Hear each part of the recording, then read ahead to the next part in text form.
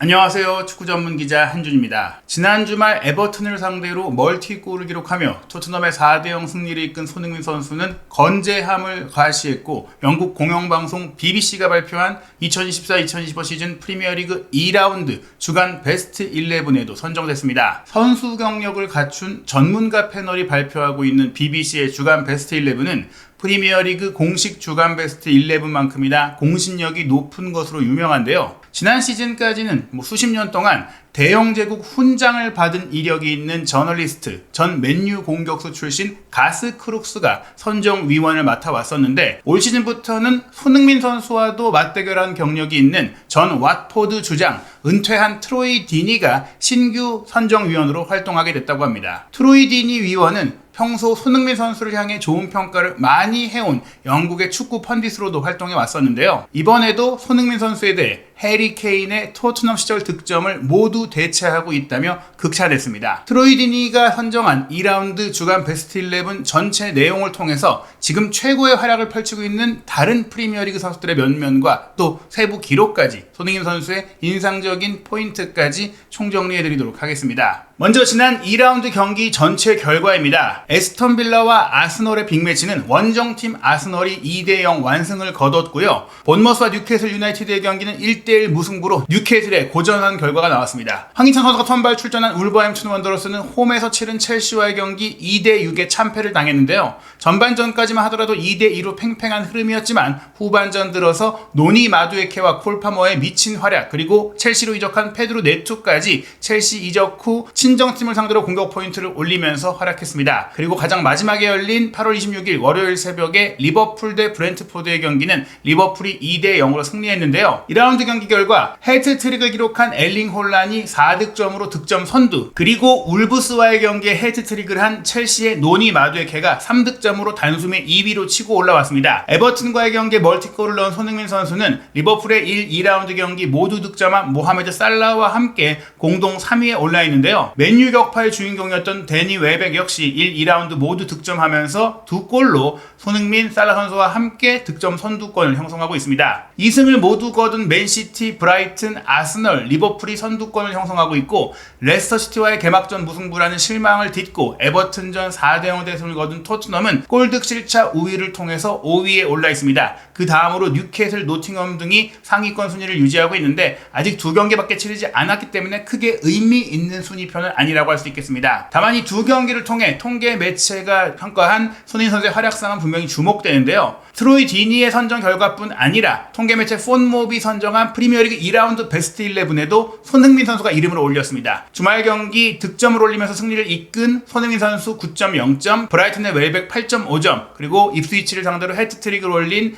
홀란 선수가 9.7점이었고요. 미드필드 라인에는 리버풀의 브렌트포드전 승리를 이끈 루이스 디아스가 9점, 첼시의 파머 9.7점, 첼시의 마두에케 9.6점으로 거의 공격수들이 전반적으로 다 포진이 됐습니다. 포백 라인은 로빈슨, 킬먼, 로메로, 알렉산더 아놀드, 골키퍼는 아스널의 빌라전 무실점 승리를 이끈 라약 골키퍼였는데요. 통계 매체 소파스코어의 현재까지 이 2경기의 평균 평점을 통한 선수 랭킹에서는 케빈 더브라이너가 8.5점으로 1위, 홀란 선수가 8.3점으로 아스널의 부카요 사카와 동점 공동 2위입니다. 그리고 리버풀의 루이스 디아스가 8.25점, 브렌트포드 골키퍼 플래컨과 함께 공동 4위에 올라있고요. 데니 웰백이 8.1점으로 손흥민 선수, 크리스티안 로메로와 함께 공동 6위에 올라있습니다. 손흥민 선수 역시 탑10 안에 드는 활약을 1, 2라운드 평균치로 기록을 하고 있고, 리버풀의 살라가 8.0점이니까 살라보다 더 좋은 평가를 받고 있는 것입니다. 영국 공영방송 BBC 선정 프리미어리그 팀 오브 더 위크 주간 베스트 11은 이번 시즌부터는 트로이 디니가 선정위원으로 나선 것은 물론이고, 최고 공신력을 자랑하는 프리미어리그 분석 프로그램 영국 BBC의 매치 오브 더 데이 2부에서 직접 디니가 출연을 해서 선정 내용과 선정 이유 를 설명하는 형태로 더욱더 확대 개편됐는데요. 우선 선정 결과부터 보시면 골키퍼 정말 엄청난 선방을 펼친 라야가 차지했고, 수비 라인은 3백으로 구성을 했는데 로메로, 킬먼, 반더벤 2명의 토트넘 선수가 모두 이름을 올렸습니다. 2명의 중앙 미드필더로는 풀럼으로 이적한 에밀 스미스로우와 맨시티 미드필더 케빈 더브라이너, 이선 공격수 3명은 첼시의 마두에케와 파머, 손흥민 선수, 전방 투톱으로는 맨시티의 홀란과 브라이튼의 주앙 페드로를 선정했고요. 감독으로는 브라이튼의 신임 감독 파비안 휘르첼러 감독을 선정했는데 이 휘르첼러 감독에 대해서는 31살의 나이에 프리미어리그 팀을 이끌게 된 역대 최연소 감독인데 브라이튼을 맡아서 자신의 첫 번째 홈 경기에서 맨체스터 유나이티드를 꺾는 결과를 내었으니 이보다 더 좋을 수는 없었다. 이보다 더 좋은 성과를 낸 감독은 없다고 할 수 있다고 이야기했습니다. 그리고 포지션별로 한 명씩 왜 뽑았는지를 이야기하는데요. 먼저 골키퍼 다비드 라야 선수, 아스널이 에스턴 빌라를 상대로 완승을 거뒀죠. 2대 0이라는 결과였는데 실제 이 경기의 슈팅 수는 에스턴 빌라가 11대 9로 앞섰어요. 그리고 양팀 모두 빅찬스가 2대 2였기 때문에 충분히 무승부가 나올 수도 있는 경기 내용이었습니다. 기대 득점 값을 보면은 에스턴 빌라가 1.35골로 아스널의 1.07골보다 더 유력한 기회를 만들었다고 할 수 있는데요. 그런데 라야의 미친 선방 덕분에 아스널이 실점 없이 이길 수 있었던 것이죠. 이 장면은 중거리 슈팅이 날아들어왔을 때 수비를 막고 굴절까지 되면서 크로스바를 때렸던 슈팅이 있었고 이 슈팅을 막으려고 온몸을 던졌던 라야가 골대를 때린 슈팅이기 때문에 공을 건드리지 못했거든요. 그런데 튕겨져 나온 공에 대해서 왓킨스가 누구보다 빨리 달려들면서 다이빙 헤더를 가져갔습니다. 이거는 실점을 해도 어쩔 수가 없는 상황이었는데 넘어졌다 일어선 다비드 라야가 정말 말도 안 되는 반사신경으로 움직이면서 이 근거리에서의 왓킨스의 헤더 슈팅을 막아낸 겁니다. 트로이 디니 역시 라야에 대해서 믿을 수 없는 언빌리버블 선방을 펼쳤다면서 왓킨스의 리바운드 슈팅을 선방한 것, 이 장면이 아스널이 이길 수 있도록 승부를 유리하게 바꾸었던 아주 중요한 장면이었다고 설명했습니다. 다음은 수비진인데요. 에버튼을 상대로 무실점 경기, 무려 16경기 만에 안방에서 무실점을 한 토트넘의 2명의 센터백 로메로와 반더벤이 포함됐고 또 웨스트햄의 막스 킬먼도 선정이 됐는데요. 먼저 토트넘 선수들은 공격 포인트를 모두 올렸잖아요. 하지만 그뿐 아니라 수비적인 면도 함께 좋았기 때문에 이름을 올린 겁니다. 로메로에 대해서는 코너킥 상황에서 본인이 득점을 하기도 했지만 강력한 플레이를 펼쳤던 게 더 좋았다. 에버튼이 특히 공중볼이 강하고 세트피스 공격이 굉장히 강한데 그런 공중볼 위협이 올 때마다 토트넘의 약점이라고 할 수 있는 그 수비 문제를 잘 대처했다라고 했고요. 손흥민 선수의 득점을 도왔던 미키 반더벤 같은 경우도 어시스트를 했지만 그 어시스트뿐만 아니라 에버튼이 토트넘을 향해서 투입했던 모든 공격들을 훌륭하게 처리했다. 수비가 일단 좋았다는 것이죠. 물론 손흥민 선수의 두 번째 골을 위했던 그 돌파는 그의 퀄리티, 공격적인 능력과 운동 능력을 충분히 보여줬다라면서 로메로와 반더벤이 공수 양면에 걸쳐 완벽한 수비수라고 찬사를 보냈습니다. 울브스에서 웨스트햄으로 이적한 막스 킬먼에 대해서는 웨스트햄의 괴물 수비수였다라고 했는데요. 엄청난 압박을 받는 가운데 경기를 했음에도 마치 어린 시절의 리오 퍼디난드처럼 밖으로 나와서 또 제로드 보엔의 득점을 이끌어냈던 결정적인 패스까지 공급했다며 새로운 웨스트햄의 수비 리더로서의 역할을 보여줬다라고 평가했습니다. 로메로 선수는 통계매체 소파스코어가 선정한 에버튼전 플레이어 오브 더 매치로도 선정이 됐는데요.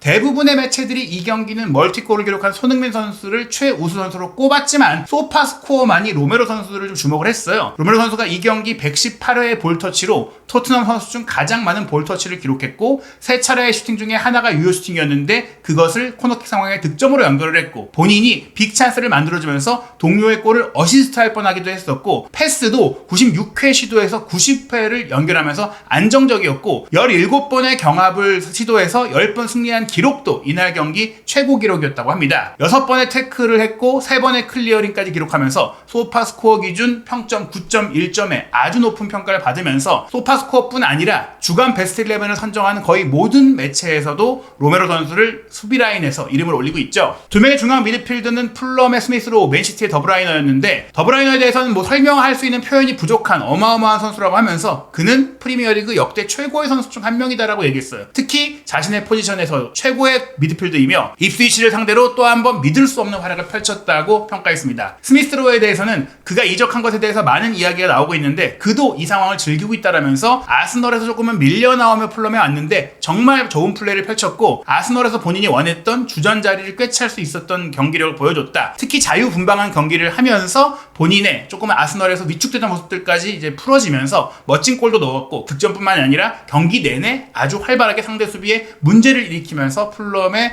결정적인 공신이었다고 설명했습니다. 케빈 더브라이너 같은 경우에는 소파스코어에서 입스위치전 4대1 역전승을 이끌며 3골이나 넣었던 엘링 홀란보다 더브라이너에게 더 높은 평점을 매겨준 것도 화제가 됐는데요. 3골을 넣은 것보다 더브라이너의 경기력 자체에 영향력이 더 컸다는 것이죠. 더브라이너의 평점이 9.5점, 혼란이 9.2점이었는데요. 혼란 선수가 22번의 터치 속에서 7번의 슈팅을 또 했고 그중에 4개의 유효 슈팅, 3골을 넣는 매우 효율적인 모습을 보였지만 그중에 한 골은 페널티킥이었죠. 그래서 기대 득점값도 1.63골이니까 굉장히 많은 기회가 있던 것입니다. 하지만 1골 1도움이라는 매우 결정적인 역할을 한 케빈 더브라이너 같은 경우에는 실제 공격 포인트는 혼란보다 적을지 몰라도 슈팅이 4번이었는데 그중에 하나를 득점으로 연결했고 또 어시스트 하나를 했고 또 어시스트 기록도 더 늘어날 수 있었던 게 빅찬스 창출을 2개나 기록하다 보니까 또 키패스가 4개나 있었기 때문에 어떻게 보면 더브라이너가 만들어준 기회들을 모두 다 동료들이 살려줬더라면 헤드트릭 기록한 혼란보다도 더 많은 공격 포인트를 만들 수도 있었던 것입니다. 게다가 좌우 측면 영역까지도 히트맵을 보시면 활발하게 움직이면서 그야말로 올라운드 플레이를 펼치며 지난 시즌 부상으로 꽤 오랫동안 쉬었지만 그 덕분에 올 시즌에 더욱더 혈기왕성한 플레이를 펼치고 있는데요. 케빈 더브라이너 같은 경우에는 부상으로 2023년 많이 못 뛰었지만 2024년에 돌아온 이후에는 정말 어마어마한 기회 생산을 하고 있죠. 올해 열린 프리미어리그 경기에서 무려 이번 경기까지 23개의 빅찬스를 만들면서 다른 모든 선수들을 2배 가까이 제치는 압도적인 기회 생산을 하고 있습니다. 거의 완벽한 득점 기회를 만들어내고 있는데 혼란 선수가 넣었던 이 결정적인 득점도 더브라이너가 왼쪽 사이드 뒤에서 내려가서 수비 뒷공간을 한 번에 무너뜨리는 로빙 스루 패스를 줬고 이 패스를 혼란이 받아서 골키퍼까지 제치고 득점을 했던 장면입니다. 그런데 또 하나 주목할 점은 올해 프리미어리그에서 가장 많은 확실한 빅찬스를 만든 선수 리스트에 손흥민 선수가 있다는 거예요. 맨유의 주장 브루노 페르난데스가 올해 13개의 빅찬스를 만들고 있는데 그 다음 공동 3위가 바로 11개의 손흥민 선수입니다. 손흥민 선수가 이렇게 많은 기회를 만들고도 지난 시즌 간신히 10개의 어시스트를 채웠던 것은 어떻게 보면 토트넘의 동료 선수들의 결정력이 조금만 더 올라오면 손흥민 선수도 충분히 프리미어리그 도움왕을 노릴 수 있는 선수라는 것이죠. 공격형 미드필더 3명은 말씀드린 첼시의 파머, 마두에케 조합 그리고 손흥민 선수가 선정이 됐는데요. 파머 같은 경우 지난 시즌 첼시로 이적한 이후 마침내 본인의 포텐을 완전히 터뜨리고 있습니다. 2023-2024 시즌 전 경기 그리고 올 시즌 개막 후 2경기를 포함했을 때 가장 많은 공격 포인트를 올린 선수는 36개의 엘링 혼란인데 울버햄튼과의 2라운드 경기에 도움 해트트릭을 올린 콜 파머가 35개로 바짝 뒤쫓고 있습니다. 그 다음이 32개의 올리 와킨스, 30개의 모하메드 살라인데 이 기록에 있어서도 손흥민 선수가 정말 대단합니다. 29개의 공격 포인트, 올 시즌 에버튼전 멀티골을 포함해서 30개의 근접한 상황이 나오면서 지난 시즌과 올 시즌을 합쳐서는 5손가락 안에 들 정도로 많은 골을 본인이 이끌어낸 것이죠. 마두에케 같은 경우에는 프리미어리그에서 그동안 적응하기 위해 많은 시간들을 보냈는데 울버햄튼을 상대로 우측 뒷공간 완전히 무너뜨렸습니다. 특히 아이트누리 선수와 모스케라 선수 이 2명의 수비 라인, 풀백과 센터백의 사이 공간에 들어가서 빠르고 간결하게 슈팅을 연결했던 이 신속성과 결정력이 눈부셨는데요. 6번의 슈팅을 시도했는데 그중에 5개가 유효 슈팅이 될 정도로 결정력이 굉장히 좋았고 그중에 3골, 해트트릭을 기록을 했습니다. 그리고 한 차례의 태클로 수비적인 전방 압박도 잘해줬고 키패스도 하나를 기록하면서 후스코어드닷컴은 무려 9.79점의 평점을 줬는데요. 이 마두에케 3골을 모두 어시스트한 콜 파머 같은 경우의 플레이도 대단했죠. 저 패스맵을 보시면 우측 뒷공간으로 들어가는 마두에케에게 밀어주기만 하면 골이 나왔다. 이건 뭐 알고도 당할 수밖에 없는 매크로 플레이였다는 얘기가 나올 정도로 울버햄튼이 속수무책으로 무너졌는데요. 콜 파머 역시 한 골도 본인이 기록을 했어요. 굉장히 멋진 장거리 로빙 슈팅을 성공시키면서 어떻게 보면 전반전에 2대2로 치열하게 치고받던 경기에서 힘을 낼 수 있었던 이유가 파머의 활약이었죠. 또 본인의 슈팅이 골대를 때리고 나오기도 했기 때문에 이 골대 강타까지만 아니었어도 무려 5개의 공격 포인트를 한 경기에 기록할 수 있었을 정도로 어마어마한 활약을 펼쳤습니다. 노니 마두에케에 대해서 트로이 디니는 그가 한 모든 것이 긍정적이었고 또 해트트릭을 했던 것도 분명히 도움이 됐지만 다른 날이었다면 조금 더 결정력이나 운이 따랐다면 5골, 6골도 가능했을 정도의 경기력이었다고 평가했고요. 콜 파머에 대해서는 더 이상 무슨 말이 필요하겠냐면서 아마 현재 프리미어리그에서 10번 공격형 미드필더 중에는 최고의 선수일 것이다. 정말 침착하고 쿨한 선수인데 첼시에서 벌어지고 있는 많은 광란의 상황들, 사실 이 경기 6대2로 이겼지만 경기의 조직력 자체, 특히 전반전의 경기력은 많이 아쉬웠거든요. 콜 파머의 개인적인 능력이 아니었다면 패배할 수도 있을 흐름이었는데 그것을 바꿔놨던 것, 그러다 보니까 첼시가 어수선할 때는 항상 모든 선수들이 파머에게 공을 넘겨주는 형태로 경기가 진행됩니다. 파머는 그런 존재다라고 높이 평가했습니다. 마두에케도 경기를 마치고 나서 나는 굉장히 뜨거운 선수지만 파머는 굉장히 냉정한 선수다, 너무나 차분한 선수다라고 동료를 높이 평가하기도 했습니다. 그리고 손흥민 선수에 대한 평가인데요. 손흥민 선수의 에버튼전 플레이가 장난 아니었다, 조크가 아니었다, 나도 조크라고 표현하는 얘기가 방송에서 있었고요.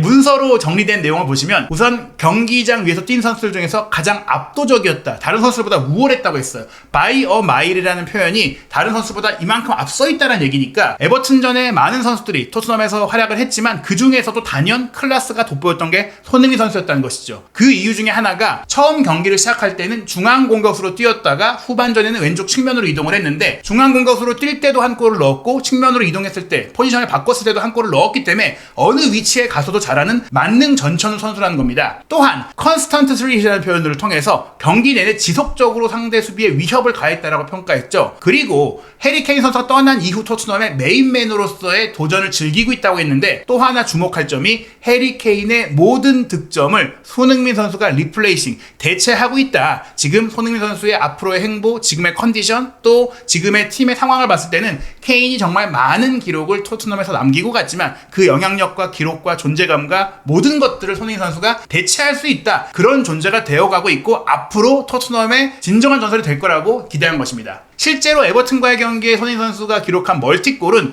본인의 프리미어리그 통산 20번째 멀티골인데요. 토트넘 호스퍼에서도 해리 케인의 47회의 멀티골 기록에 이은 두 번째로 이제 많은 기록인데 이 멀티골 20경기의 기록은 해트트릭 4경기를 포함한 것입니다. 그리고 현재 프리미어리그에서 활동하고 있는 선수들 중에서도 모하메드 살라가 28경기를 멀티골, 제이미 바디가 25경기를 멀티골을 기록했으니까 그 다음이 손흥민 선수다. 즉 손흥민 선수는 현역 프리미어리그 선수들 중에서 가장 꾸준하고 가장 뛰어난 선수 중에 한 명이라는 것이죠. 그런데 이러한 득점력이 뛰어난 손흥민 선수의 또 다른 장점이 세계 최고의 전방 압박 능력을 갖춘 선수라는 것인데요. 지난 시즌부터 최전방 공격수로 뛰면서 최전방의 압박의 천병 역할을 했는데 지난 시즌 개막 이래로 올 시즌 2경기까지 상대 지역, 파이널 서드 지역에서 공을 빼앗아온 기록이 손흥민 선수가 무려 39번이라고 합니다. 이 기록은 이 기간 동안 공격수들이 남긴 최고 기록이고 그 다음으로 높은 기록을 세운 게 아스널의 부카요 사카의 37번이라고 하니까 아마 손흥민 선수가 최전방으로 뛰는 빈도가 더 늘어난다면 유럽 5대 리그 전체 최고의 압박 선수로 꼽힌 만큼 전방 압박이라는 역할에 새로운 기원을 여는 교과서가 될 수 있는 선수가 손흥민 선수가 아니겠느냐라고 생각이 됩니다. 실제로 에버튼과의 경기에 본인 혼자 풀백, 센터백, 골키퍼를 싹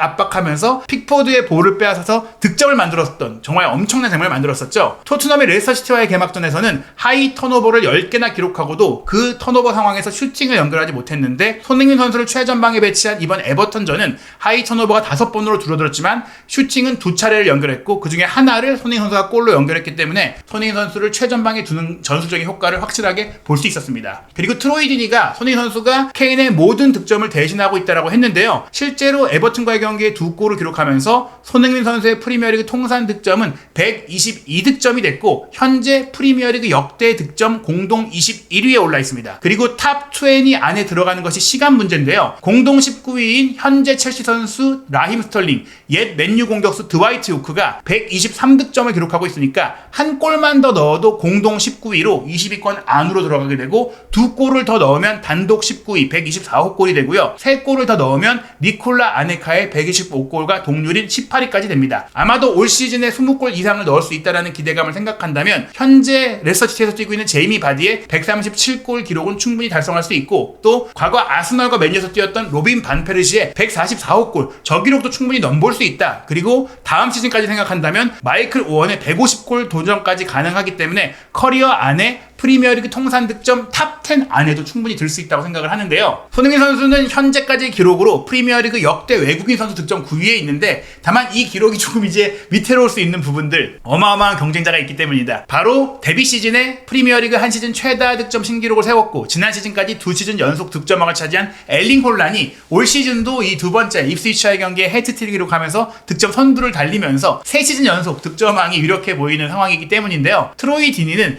혼란이 9경기 밤마다 10경기도 채취하지 않는 루틴으로 3골씩을 넣고 있는 것 같다. 정말 괴물 같다라고 표현했습니다. 브라이튼의 맨유전 승리를 이끈 주앙 페드로도 선정을 했는데 와트포드에서 함께 뛰었던 친구라면서 그때도 많이 골을 넣었고 정말 잘한다고 생각을 했다. 그의 골이 이 경기를 마무리하게 했던 그 득점의 영향도 있지만 득점 외에 사람들이 보지 못하는 공 뒤에서도 전술적으로 많은 일을 하면서 플레이를 잘 연결하는 선수이기도 하다라고 칭찬했습니다. 프리미어리그 3라운드 경기가 오는 주말에 열리고 그 뒤 9월에는 월드컵 최종 예선이 시작합니다. 아시아 3차 예선 일정에서 총 6장의 직행 티켓이 주어지고 4차 예선, 플레이오프 등을 통해서 아시아에는 총 8.5장의 월드컵 본선 진출 티켓이 걸려있는데요. 우리는 4차 플레이오프까지 갈 게 아니라 실질적인 최종 예선 단계인 3차 예선에서 직행 티켓을 얻어야겠죠. 그러기 위해는 첫 단추를 잘 끼워야 하는데요. 9월 5일 목요일 저녁 8시 서울 월드컵 경기장에서 팔레스타인과 경기하고 9월 10일 밤 11시에는 오만 원정으로 두 번째 경기를 치릅니다. 손흥민 선수는 오늘 발표된 대표팀 명단에 당연히 이름을 올렸고 홍명보 감독은 여전히 손흥민 선수가 주장으로 팀을 이끌 것이다라고 했는데요. 2025년 1월에 토트넘으로 합류할 예정인 손흥민 선수의 후배 양민혁 선수도 대표팀에 최초 발탁됐고 이강인 선수, 황희찬 선수 등 현재 유럽에서 활약 중인 최고의 한국 선수들 그리고 K리그에서 최근 두각을 나타내고 있는 젊은 새로운 얼굴들도 많이 선발이 됐습니다. 주민규, 오세훈 두 명이 최전방 공격 자원으로 선발된 가운데 황희찬 선수가 왼쪽 측면에서도 굉장히 잘하는 선수이기 때문에 손흥민 선수를 최전방에 배치할 가능성도 제기되고 있는데 어찌됐거나 토트넘에서처럼 손흥민 선수가 최전방과 측면을 오가면서 경기를 이끌어갈 것 같고요. 이강인 선수의 오른쪽 자리에 양민혁 선수가 A매치 데뷔 기회를 어떻게 잡게 될지도 주목해봐야 될 것 같습니다. A매치 이후 토트넘은 아주 중요한 경기를 치릅니다. 9월 15일 일요일 밤 10시 아스널과의 북런던 더비가 있는데요. 에버튼과의 경기 멀티골로 기세를 올린 손흥민 선수, 뉴캐슬전 그리고 두 차례의 월드컵 예선전과